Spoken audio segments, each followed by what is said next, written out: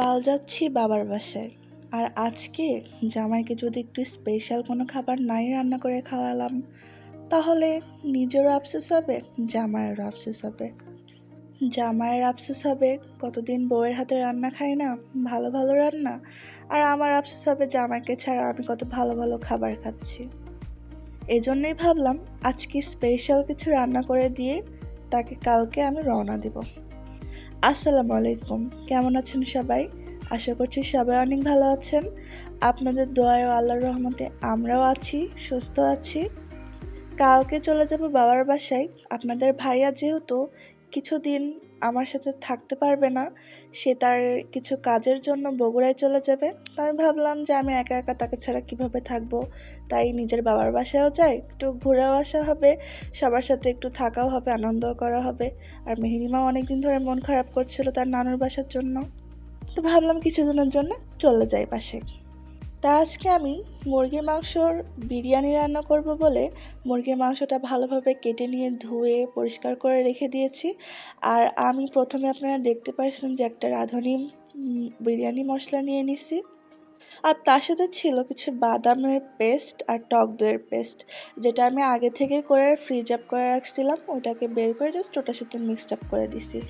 আর এরপর কড়াইয়ের মধ্যে কিছুটা তেল দিয়ে আমি পেঁয়াজগুলোকে ভালো করে ভেজে নেব, বেরেস্তা করে নেব।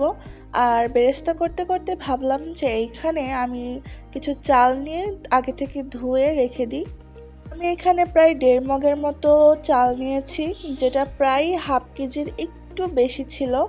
তো আমি এই চালটা নিয়ে ভালো করে ধুয়ে কিছুক্ষণের জন্য ভিজিয়ে রাখবো। আর এই চালের সাথে আমি নিয়ে নিচ্ছি কিছুটা পরিমাণে মুগের ডাল। আমি বেশিরভাগ বিরিয়ানিতেই কিন্তু মুগের ডালটা অ্যাড করার ট্রাই করি, এতে কিন্তু স্বাদটা কিন্তু খুব ভালো হয়। তো আগে থেকে মুগের ডালটা আমি ভেজে নিই অন্যান্য সময়, আজকে ভাজার তেমন একটা সময় ছিল না, যেহেতু অনেক গোছগাছের ব্যাপার আছে রান্না করা, আবার আপনাদের ভাইয়ার জন্য আরও অন্যান্য তরকারি রান্না করে দিয়ে যাওয়া। তাই খুব শর্টকাটেই, আমি যদি বলতে গেলে আজকে খুব শর্টকাটেই আমি এই বিরিয়ানিটা রান্না করছি। আপনারা কীভাবে বিরিয়ানি রান্না করেন অবশ্যই আমাকে কমেন্ট করে জানাবেন। আমি তো শর্টকাটে পাইলে এইভাবেই রান্না করি। তো আমি এইখানে সুন্দর করে চালগুলোকে জাস্ট একটা ধুয়ে দিছি। আমি যেহেতু পোলার চাল বেশি ধুইলে তখন যে ঘ্রাণটা সেটা চলে যায়। পোলার চালটা ধুয়ে আমি কিছুক্ষণ এখানে ভিজিয়ে রাখবো, এতে কিন্তু বিরিয়ানি রান্নাটা কিন্তু খুব তাড়াতাড়ি হবে। যখন গরম পানিতে দেওয়া হবে তখন খুব তাড়াতাড়ি হয়ে যায়। আর এখানে পেঁয়াজের বেরেস্তাগুলো হয়ে গেছে, তো আমি বেরেস্তাগুলোকে সুন্দর করে আলাদা করে নিচ্ছি। আমি এইখানে বেরেস্তাগুলো প্রায় 3 ভাগের 1 ভাগ রান্না ইউজ করবো আর 2 ভাগই উঠিয়ে রেখে দিব। তো তারপরে আমি এখানে কিছুটা আলু বোখরা করে কেটে নিয়েছি। বিরিয়ানি হোক আর অন্য কিছু হোক, তেহেরি হোক, আমি কিন্তু সব কিছুতেই আলুটা খুব পছন্দ করি খেতে, আর আপনাদের ভাইয়াও খুব পছন্দ করে। তো আমি কয়েকটা আলু এর মধ্যে নিয়ে নিচ্ছি, যেহেতু আজকে খেয়ে সব শেষ করে দিব, থাকলে পরে খাওয়া যাবে। কিন্তু রেখে খেতে গেলে আবার আলুটা আমি প্রিফার করি না, এতে কিন্তু খাবারটা তাড়াতাড়ি গন্ধ হয়ে যাওয়ার একটা চান্স থাকে, বিশেষ করে গরমের দিনে। যেহেতু আবহাওয়াটা আজকে একটু ঠান্ডা ছিল, তো ভাবলাম যে আজকে আলুটা দিয়েই রান্না করি। তারপর আলুগুলো আমি ভেজে নিয়ে উঠাই ফেলছি, আর ওর মধ্যে আমি কেটে রাখা মাংসগুলো একটু ভেজে নিয়েছি। তারপরে এই পেঁয়াজের প্রায় 3 ভাগের 1 ভাগ আমি পেঁয়াজের বেরেস্তাগুলো এর মধ্যে দিয়ে দিচ্ছি।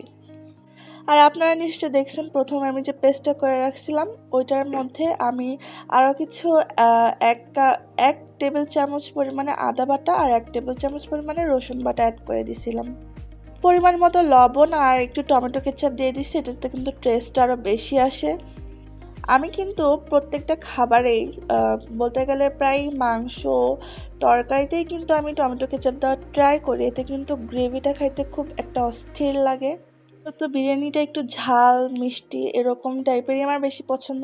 তো আমি এর মধ্যে 1 টেবিল চামচের মতো চিনি অ্যাড করে দিছি, এতে কিন্তু আরও বেশি স্বাদটা আমার মনে হয় যে একটু বেশি বেড়ে যায়। তারপর এখানে পরিমাণ মতো একটু পানি দিয়ে আমি এটাকে ভালো করে কষিয়ে কষিয়ে রান্না করে নেব। বেশি একটা রান্না করব না, 80% মতো আমি রান্না করে নেব। আর 20% যখন আমি চালের সাথে দিব তখন ওটা সিদ্ধ হওয়ার জন্য দেব। এতে করে কিন্তু মাংসগুলো একটার সাথে আলাদা হয়ে যাবে না, আর খুলে খুলে পড়বে না, যেহেতু এখানে রানের মাংস আছে, বুকের মাংস, মানে প্রায় সব মাংস আমি মিলিয়ে কষিয়ে রান্না করতেছি। আর একটা কথা বলি, সেটা হচ্ছে যে আমি কিন্তু রান্নায় খুব এক্সপার্ট তা কিন্তু না। আমি যতটুকু পারি, আমি যেমনভাবে শিখে আসছি ছোটোবেলা থেকে, আমার মায়ের কাছ থেকে হোক বা নানুর কাছ থেকে হোক বা আদার্স আরও কোনো কারোর কাছ থেকে হোক, আমি যতটুকু পারি আমার জ্ঞানে ততটুকু আপনাদের সাথে আমি শেয়ার করার ট্রাই করি। অনেকেরই পছন্দ হতেও পারে, অনেকের নাও হতে পারে। যাদের পছন্দ হয় তারা তো আমাকে অনেক সুন্দর সুন্দর রিভিউ দেয়, কমেন্টও করে। আর যাদের পছন্দ হবে না তারা অবশ্যই আমাকে একটু ইগনোর করবেন। কারণ একটা মানুষকে সবারই যে ভালো লাগবে তা কিন্তু না, একটা মানুষের খাবারও সবার ভালো লাগবে তাও না। তো মাংসটা হয়ে গেলে ওর মধ্যে আমি যে ছেঁকে রাখছিলাম পোলাও আর হচ্ছে ডাল, ওটা আমি দিয়ে ভালো করে মিশিয়ে একটু কিছুক্ষণ ভেজে নিয়ে আমি আলাদাভাবে রাইস কুকারে হচ্ছে গরম পানি দিয়ে দিচ্ছিলাম, পরিমাণ মতো পানি দিয়ে। তো ওর মধ্যে আমি চালগুলোকে সব দিয়ে দিলাম, চাল আর মাংসের মিশ্রণটাকে। তারপর এর মধ্যে আমি কিছু কাঁচামরিচ অ্যাড করে দিছি, এটাতে কিন্তু ঝালটা ব্যালেন্সে আসে। যেহেতু বিরিয়ানি মশলায় তেমন একটা ঝাল আসে না, তো আর এখানে এক্সট্রাভাবে আমি কোনো মরিচের গুঁড়াও অ্যাড করিনি, সেহেতু আমি কাঁচামরিচটা এর মধ্যে দিই। আর তারপর আর কিছু গোলমরিচও দিচ্ছি, এতে কিন্তু ফ্লেভারটা ভালো আসে।